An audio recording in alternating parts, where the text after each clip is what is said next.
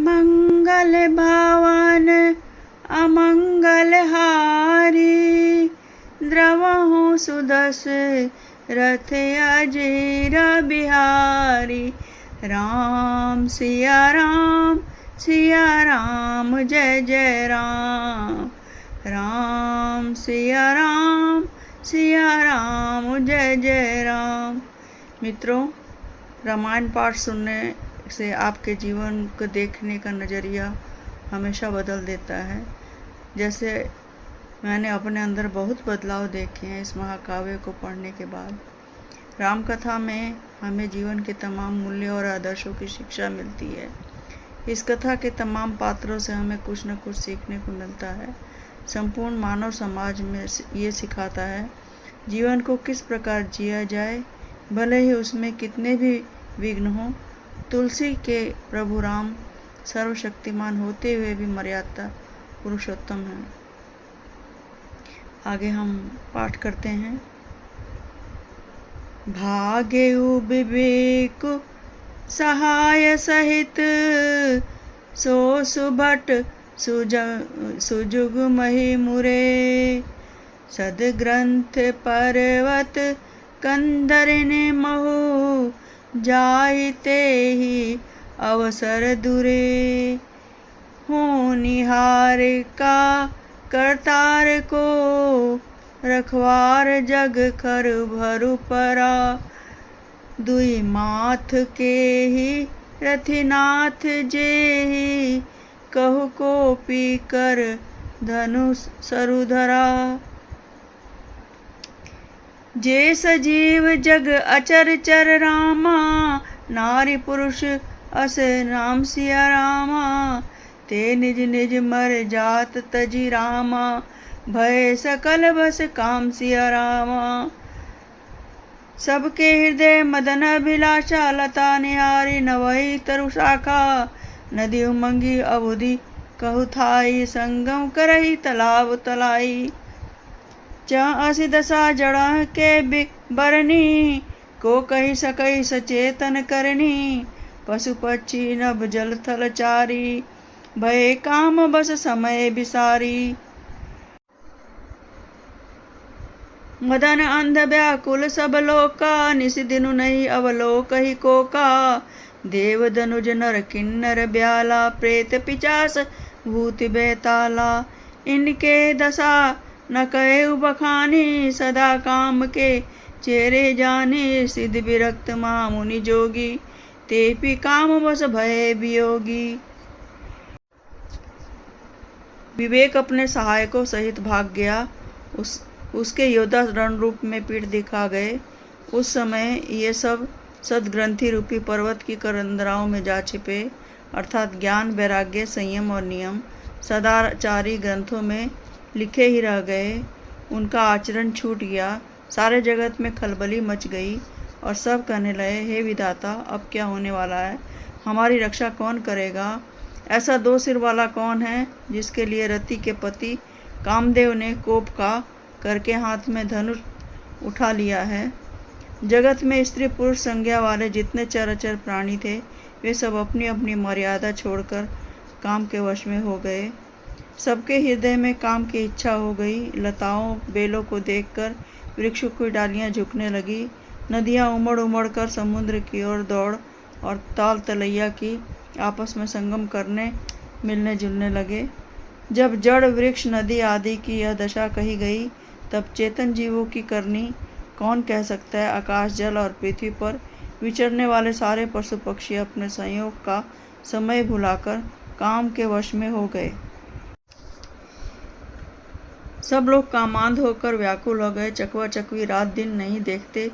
देव, दैत्य, मनुष्य, किन्नर, सर्प, प्रेत, पिशाच, भूत, बेताल, ये तो सदा ही काम के गुलाम हैं। यह समझकर मैंने इनकी दशा का वर्णन नहीं किया।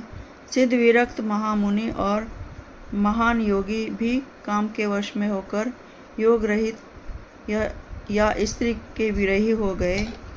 मंगल भवन अमंगल हारी, द्रवहु सुदस रथ अचिर बिहारी।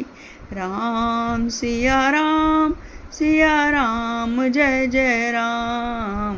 राम सिया राम जय जय राम। भय काम बस जोग से तापस, पावर की कौ कहे। देखई चराचर निर्मय जे, ब्रह्ममय देखत रहे। अबला बिलो कही पुरुषमय जगु, पुरुष सब अबला मयम। दुई दंड भरी ब्रह्मांड, भीतर काम कृत कौतुकयम। धरिना काहू धीर सबके मन मनसिज हरे। जे राखे रघुबीर ते, उबरे ते ही काल महु। उभय धरि अस कौतुक भयउ, जो लगे कामु शंभु पहि गयउ। सवहि बिलो की संकेउ मारू, भयउ जथातिथि सबु संसारू। भय तुरंत सब जीव सुखारे, जिमि मद उतरी गए मतवारे। रुद्री देखी मदन भय माना, दुराधर्ष दुर्गम भगवाना। फिरत लाज कछु करि नहीं जाई, मरण उठानी मन रच से उपाई। प्रगटे सी तुरत रुचिर ऋतु राजा, कुसुमित नव तरु राज बिराजा। बन उपवन बापिका तड़ागा, परम सुभग सब दिशा विभागा। जहाँ तहाँ जनु उपमग अनुरागा, देखी मुए मन मन सिज जागा। जब योगीश्वर और तपस्वी भी काम के वश में हो गए, तब पामर मनुष्य की कौन कहे, जो समस्त चराचर जगत को ब्रह्ममय देखते थे, वे अब उसे स्त्रीमय देखने लगे। स्त्रियां सारे संसार को पुरुषमय देखने लगी और पुरुष उसे स्त्रीमय देखने लगे। 2 घड़ी तक का सारे ब्रह्मांड के अंदर कामदेव का रचा हुआ वह तमाशा रहा। किसी ने भी हृदय से धैर्य नहीं धारण किया। कामदेव ने सबके मन हर लिए। श्री रघुनाथ जी ने जिनकी रक्षा की, केवल वे ही उस समय बचे रहे। 2 घड़ी तक कोई ऐसा तमाशा हुआ जब तक कामदेव शिव जी के पास पहुंच गया। शिव जी को देखकर कामदेव डर गया। तब सारा संसार फिर जैसा का तैसा स्थिर हो गया।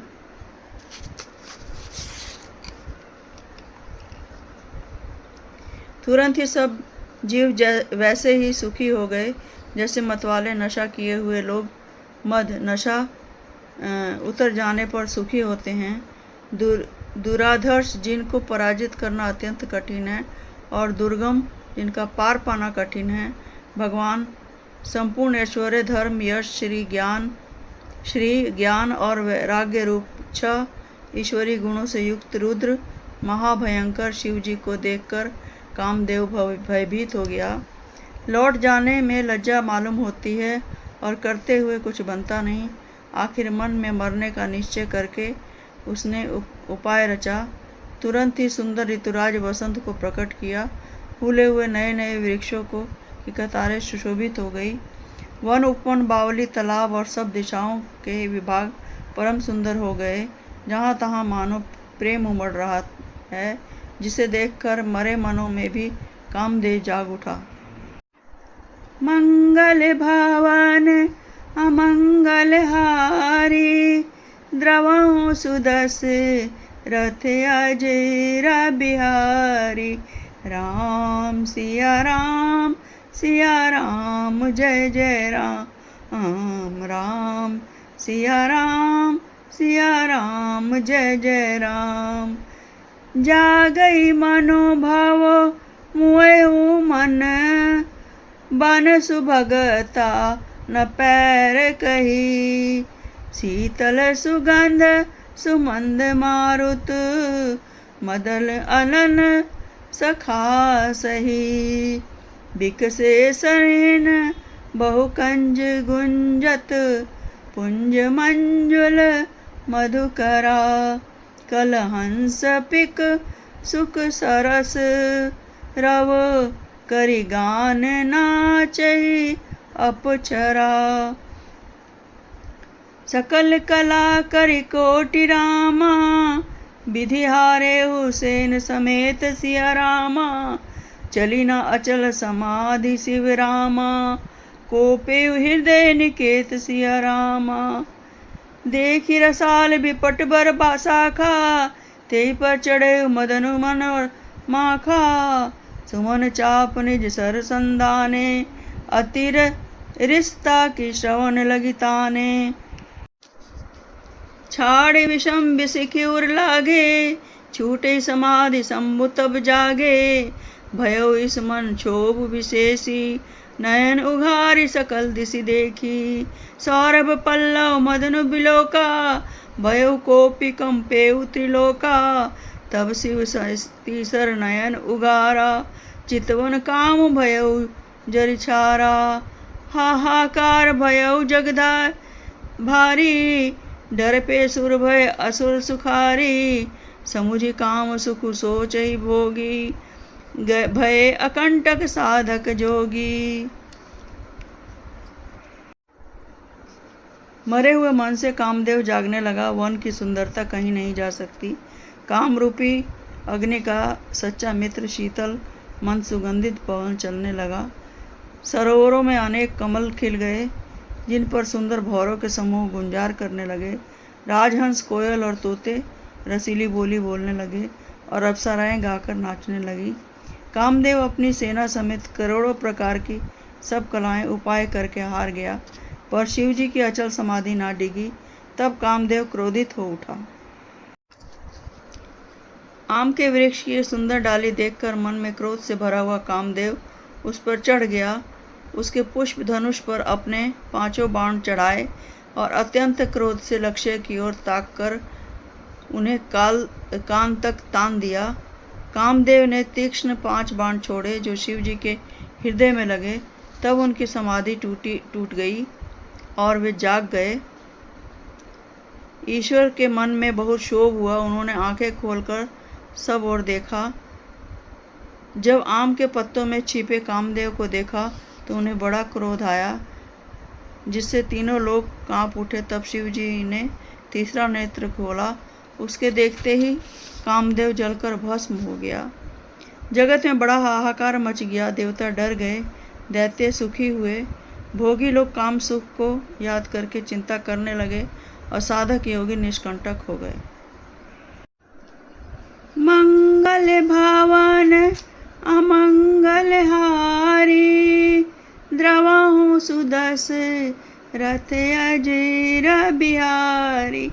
राम सिया राम जय जय राम। राम सिया राम जय जय राम। मित्रों, यहाँ पर जब शिव जी ने अपने तीसरे नेत्र खोले तो सब कुछ मतलब कि कामदेव भस्म हो गए। उसमें कामदेव की जो पत्नी थी रति, वो रोती चिल्लाती हुई भागी भागी आई और कहने लगी। तब शिव जी ने कहा, हे रति, अब से तेरे स्वामी का नाम अनंग होगा। वह बिना ही शरीर के सबको व्यापेगा। अब तू अपने पति से मिलने की बात सुन। जब पृथ्वी के बड़े भारी भार को उतारने के लिए यदुवंश में श्री कृष्ण का अवतार होगा, तब तेरा पति उनके पुत्र प्रद्युम्न के रूप में उत्पन्न होगा। मेरा यह वचन अन्यथा नहीं होगा। शिव जी के वचन सुनकर रति चली गई। इस तरह मतलब कि अगले हम पार्ट में इस तरह का हम वर्णन सुनेंगे। तो मैं आपसे आज्ञा लेती हूँ। आप मेरे चैनल को लाइक कीजिए, सब्सक्राइब कीजिए, शेयर कीजिए और कमेंट्स दीजिए। धन्यवाद।